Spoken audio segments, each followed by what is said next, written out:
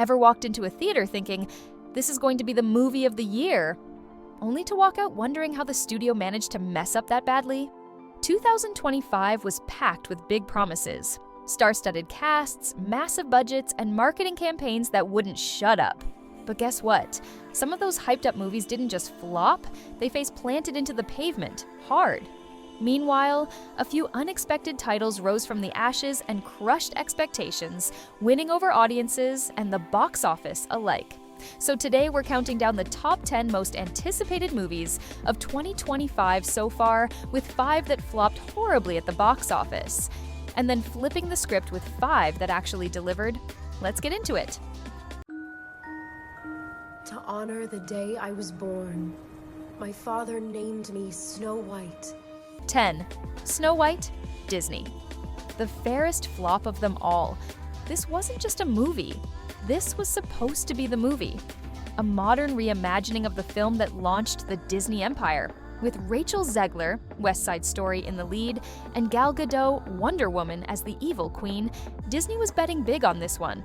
The buzz was massive at first, but then the wheels came off. Fast. Ziegler made headlines, not for hyping up the project, but for throwing shade at it. She called the original Snow White outdated, bashed the classic Prince character, and basically told people they'd watch her in anything anyway. Bold move. Fans didn't take it well. People accused Disney of disrespecting the source material, rewriting beloved characters for the sake of messaging, and cramming in modern politics where no one asked for them. Add in the fact that the CGI dwarfs looked like a bizarre group project gone wrong. And yeah, the backlash was loud. So how did it perform? Budget. Over $300 million with reshoots and marketing box office, just $81.9 million domestic, and $181.6 million worldwide. For a movie that needed to make at least $700 million to break even, this was catastrophic. Even a $50 million UK tax break couldn't stop the bleeding. Critics were lukewarm. Audiences, brutal. Are you experiencing any vertigo? I guess I am feeling a little dizzy. Oh, wow! Did you see that? 9. Mickey 17, Warner Brothers. Directed by Bong Joon-ho, starring Robert Pattinson. You'd think a sci-fi movie directed by Parasite mastermind Bong Joon-ho and headlined by Batman himself would be a guaranteed hit. Mickey 17 had everything going for it. An acclaimed director, a rising A-lister, and a fresh concept based on the novel by Edward Ashton. It was hyped as one of the most original films of the year. But then, the movie dropped. Despite the buzz, Mickey 17 just didn't land. Critics were divided, calling it overly cerebral and narratively cold. Fans expecting Interstellar-level depth or Parasite-style thrills walked out scratching their heads. The marketing didn't help either. Vague trailers and minimal hype from Warner Brothers meant casual viewers didn't even know what the film was about, and the result? An embarrassing $45.5 million domestic haul and only $127.3 million worldwide. For a film this expensive and ambitious, that's a huge miss. It faded from theaters faster than anyone expected, a high-concept flop that proves even genius directors aren't immune to box office reality. If you've got the time and the stomach for it, I've got a story for you. 8. In the Lost Lands. Fantasy trash or forgotten treasure. One of the most baffling flops of 2025 has to be In the Lost Lands, a movie that had everything on paper. A story by Game of Thrones, author George R.R. Martin, action veterans Mila Jovovich and Dave Bautista in the lead roles, and director Paul W.S. Anderson, who's made a career out of turning mid-budget sci-fi and fantasy into cult gold. It should have been a slam dunk with genre fans, but it wasn't even a layup. The hype. This movie had a niche but loud fanbase hyped from the start. Fantasy forums were buzzing about Martin's involvement. People expected a gritty, visually rich adventure in the vein of The Witcher or Dune, especially with the strong cast. Trailers leaned into the dark fantasy aesthetic. Jovovich as a shape-shifting sorceress, Bautista as a rugged warrior, set in a lawless world of magic and monsters. It looked like the next underground hit, but as soon as reviews dropped, it was clear something was off. What went wrong? First off, the visuals. For a film that cost $55 million, the CGI looked like it came from 2009. Critics compared it to sci-fi original movies. Not exactly the comparison you want when trying to build a fantasy epic. The world building, a key strength in any genre film, felt rushed and incoherent. Most viewers had no idea what was happening half the time. The pacing didn't help either. It dragged in all the wrong places and rushed past the parts that could have made audiences care. Milla Jovovich's performance was committed, but her character lacked depth or development. Bautista, usually a standout, felt misused and sidelined. But the biggest problem? It was just boring. In a year filled with imaginative genre films, In the Lost Lands felt like a passionless project trying to cash in on a name. In the Lost Lands bombed. Hard. It brought in only $3.2 million worldwide. Not just a loss, but a financial catastrophe. That's less than 6% of its production budget. It wasn't just ignored by general audiences, even hardcore fantasy fans stayed away. Despite the brand recognition and star power, In the Lost Lands serves as a harsh reminder. A big name and an IP aren't enough if the final product doesn't deliver, especially in a post-Game of Thrones world, where audiences demand more than just swords, sorcery, and moody lighting.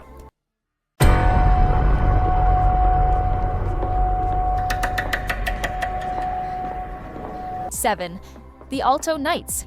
Double De Niro, half the power. How do you take one of the greatest actors of all time, put him in a double role in a gangster movie, and still manage to flop? Ask The Alto Knights, directed by Barry Levinson and starring Robert De Niro in 2 roles. Yes, 2. This mob drama had all the ingredients for a critical darling, or at the very least, a streaming favorite. Instead, it landed with a thud so loud it echoed through Little Italy. The hype on paper, this movie had prestige written all over it. Levinson, Rain Man Bugsy, was back behind the camera. De Niro was pulling double duty as twin mob bosses, Vito Genovese and Frank Costello, in a story rooted in real-life mafia history. Warner Bros. Positioned it as a gritty, mature drama, a throwback to the golden age of mob films. It was supposed to appeal to fans of The Irishman, Goodfellas, and The Godfather. There was buzz early on. De Niro doing twins, mafia wars set in mid-century New York, a slow-burn character piece with bullet holes and betrayal? Sign us up. Why it didn't work. Let's be honest, The Alto Knights didn't flop because people hate gangster movies. It flopped because it didn't offer anything fresh. The script was meandering and overly obsessed with historical detail. It played more like a Wikipedia article than a film. There was little dramatic tension, barely any emotional hook, and a surprising lack of action. For a movie about one of the bloodiest mafia feuds in American history, it somehow felt sleepy. And yes, De Niro is a legend, but even legends need a strong script. His dual performance was technically impressive, but the digital de-aging was inconsistent and distracting. And when your movie relies on tech to make 80-year-old actors play 40-year-olds for 2 hours straight, you're already on thin ice. Worse, younger audiences didn't care, and older ones, the demographic this film aimed for, didn't show up either. It wasn't must-see mobster cinema. It was wait for streaming, maybe. Box office-wise, The Alto Knights was an absolute bust. It grossed under $10 million globally, a staggering disappointment considering its A-list lead and high production values. With a reported budget north of $40 million, that's not just a flop, that's a write-off. Critics weren't kind either. Reviews called it lethargic, unfocused, and a missed opportunity. Audiences? Most didn't even know it existed. This can't all be true. 6. Mission: Impossible, The Final Reckoning. When the fuse finally fizzled after nearly 3 decades of death-defying stunts, Tom Cruise running at full speed, and saving the world over and over again, Mission: Impossible, The Final Reckoning was supposed to be the grand finale, the emotional send-off, the billion-dollar goodbye.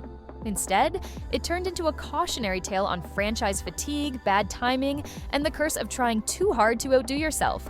The hype. This was the blockbuster of the year. After the moderate success of Dead Reckoning Part 1, 2023, Paramount was banking on Part 2, rebranded as The Final Reckoning, to deliver the real fireworks. The marketing leaned into the finality. This is it. Ethan Hunt's last mission. Tom Cruise reportedly pulled off his most dangerous stunt yet, something involving a cliff, a helicopter, and a motorcycle. You could feel the studio's desperation through every trailer frame. Please care, please buy tickets. Tom Cruise had just resurrected Top Gun. Surely he could carry MI across the finish line with a bang, right? Why it didn't work. Let's start with the obvious. People were exhausted, not just by the franchise, but by Part 1, which underdelivered. That film felt like a setup for something epic, and audiences weren't thrilled to wait 2 years for the payoff. By the time Final Reckoning hit theaters, the buzz had fizzled. Then came the delays. Between COVID, the writer's strike, and Cruise's insistence on real stunts over green screens, the film's release date kept moving. It missed its original momentum and landed in a packed 2025 summer season. Oh, and the story? Bloated, overcomplicated, and weirdly cold. It focused so much on spectacle that it forgot to be fun. Critics praised Cruise's effort. The man's a machine. But audiences left feeling like they'd seen it all before, because they had. Add in weak emotional payoff, underutilized characters, and a villain with the charisma of a blank screen, and you've got a finale that lands with a shrug. The numbers Paramount hasn't disclosed the full box office numbers, a red flag in itself, but insiders confirm that Final Reckoning failed to recoup its mammoth production budget. Rumored to be well over $300 million after delays and reshoots, it was listed on multiple industry roundups as one of 2025's biggest box office disappointments. After Top Gun, Maverick soared past the billion-dollar mark. This was supposed to be Cruise's next crown jewel. Instead, it barely left the runway. Audience scores hovered in the May territory, while critical reception was lukewarm. Praise for the action, but little love for anything else. Not every hyped-up movie crashed and burned in 2025. While some studios were busy lighting money on fire, a few films actually delivered, big time. These are the ones that lived up to, and in some cases, blew past the hype. Whether it was smart marketing, fan loyalty, or just really good storytelling, these movies reminded Hollywood that if you respect the audience, they'll show up. Let's count down the 5 most anticipated movies of 2025 that actually did the impossible and made it work. Don't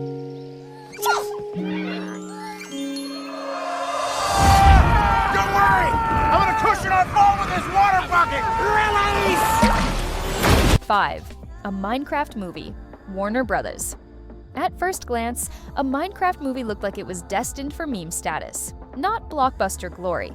Early reactions to the trailer were mixed at best, with critics calling it chaotic and confused, and longtime fans skeptical that Hollywood could ever do justice to the legendary sandbox game.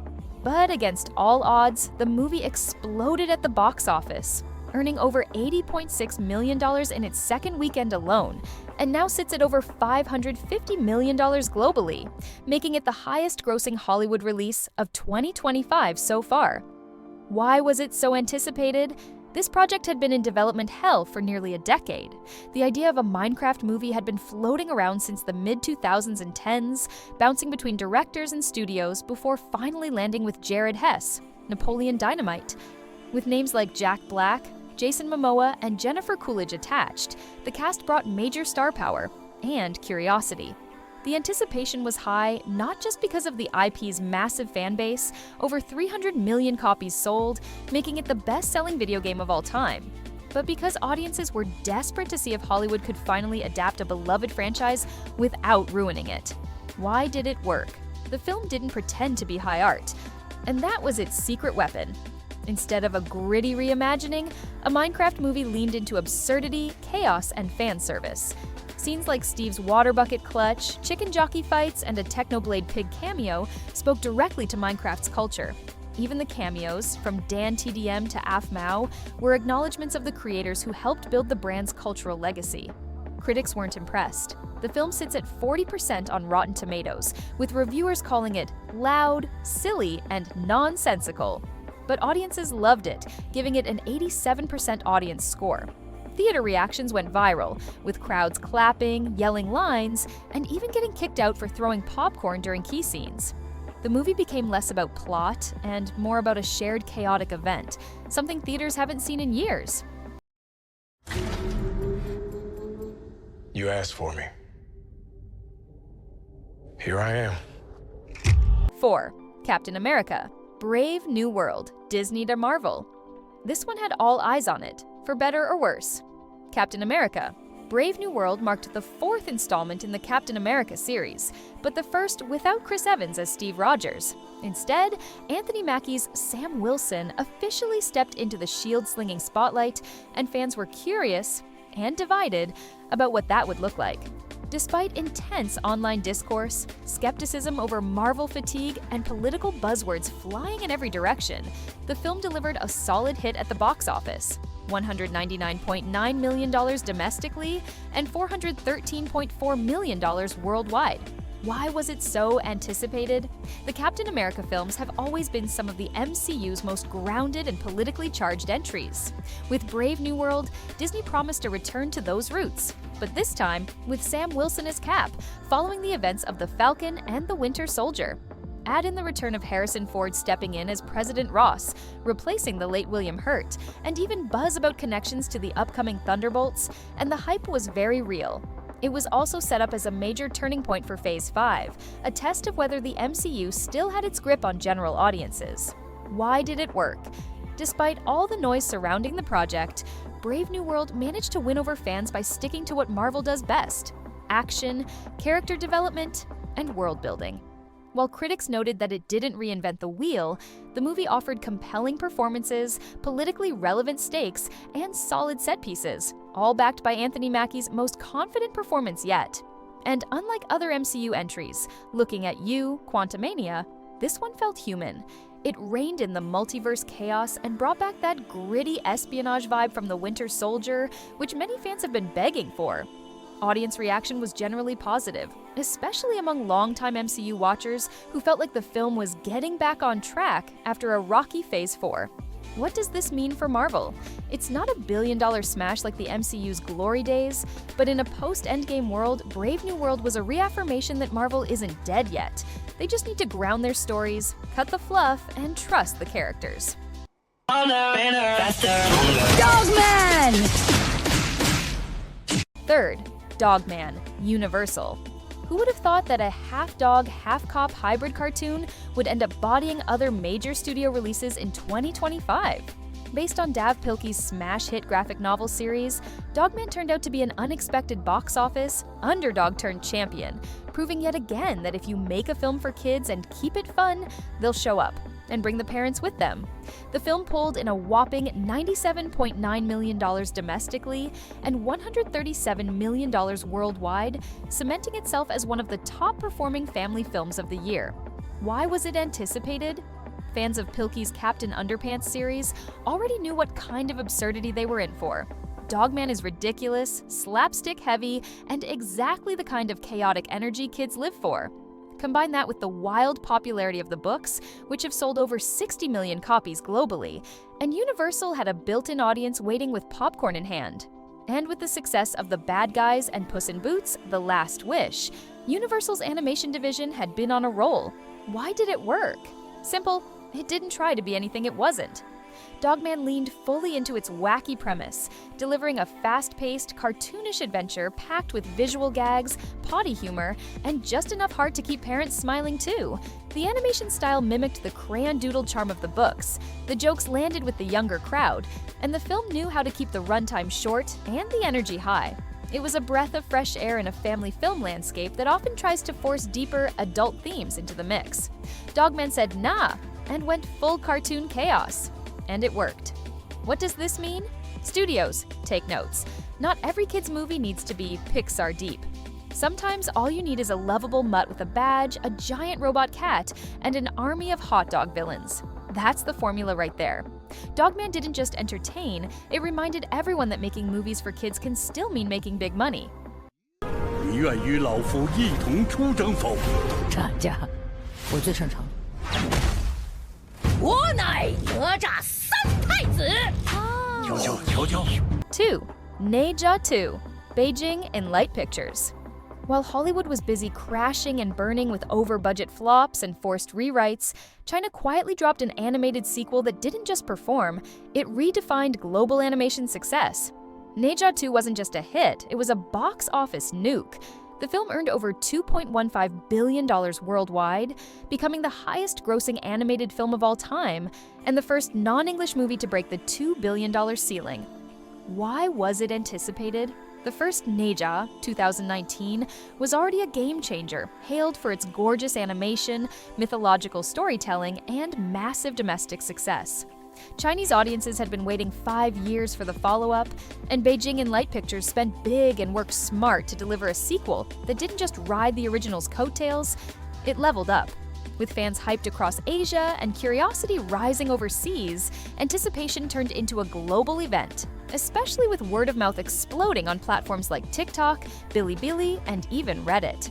Why did it work? Ne Zha 2 delivered everything the first movie got right: kinetic animation, high-stakes mythic battles, powerful themes of destiny and self-acceptance, and added more emotion, more spectacle, and more polish. But here's the kicker.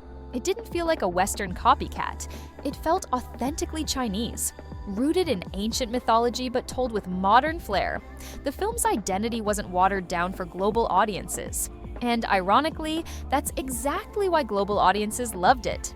And let's be honest, it also helped that the West was busy pushing out half-baked remakes. Snow White, anyone? While this film came in hot with passion, originality, and world-class production value. What does this mean? Ne Zha 2 isn't just a win for China, it's a wake-up call for Hollywood. While major studios are busy trying to figure out how to deconstruct their heroes and please every market with focus-tested blandness, audiences are craving strong, culturally rooted, unapologetically mythic storytelling. This film didn't just beat Disney, it left it in the dust.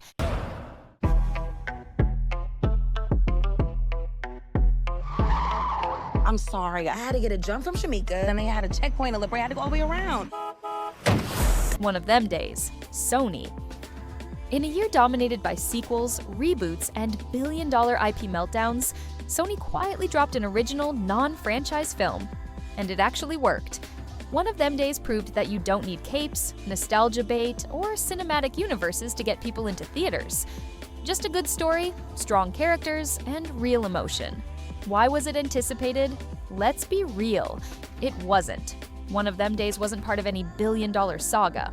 No spandex, no multiverse, no trending hashtags before release, but what it had was buzz. The good kind. Early screenings generated glowing reactions. Word of mouth hit TikTok, Letterboxd, and YouTube, where people called it the movie they didn't know they needed. It starred a breakout lead and tapped into something incredibly relatable: the crushing chaos of an ordinary bad day, unraveling into something bigger, deeper, and weirdly therapeutic. Why did it work? Because it was real.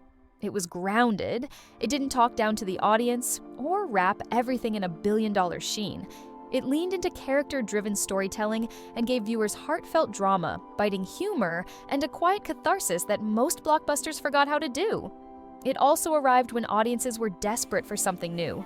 Between Snow White's PR implosion, superhero burnout, and CGI fatigue, people were hungry for a movie that felt like it was made by humans, for humans. How did it perform? The film earned $50 million domestically, a massive win for an original drama with a modest budget and limited initial release. It stood tall in a year where big studios were bleeding cash on mega flops and overblown spectacles. One of them days was the underdog that reminded Hollywood of a simple truth: great storytelling still matters. 2025 wasn't just a year of flops, it was a wake-up call. Studios poured money into reboots, sequels, and franchise fillers, thinking the name alone would guarantee success. But audiences, they weren't buying it. Snow White, Alto Nights, Final Reckoning, all proof that big stars and big budgets mean nothing without heart, originality, or respect for the source material. Meanwhile, the wins told a different story. Dogman reminded us that simple, well-made fun still works. Captain America proved Marvel's not dead, just in need of focus. And Minecraft? The chaos, the memes, the energy, it became a global event. Not because it was perfect, but because it understood its fans. The takeaway? Make movies for people, not spreadsheets. Let the flops be a lesson, and the hits be the roadmap. Drop your thoughts in the comments. Which movie shocked you the most? Which one earned your ticket money? And hey, don't forget to like, subscribe, and smash that bell. Because the next Hollywood misfire, you'll hear it here first. Thank you for watching, folks, and I'll see you in the next one.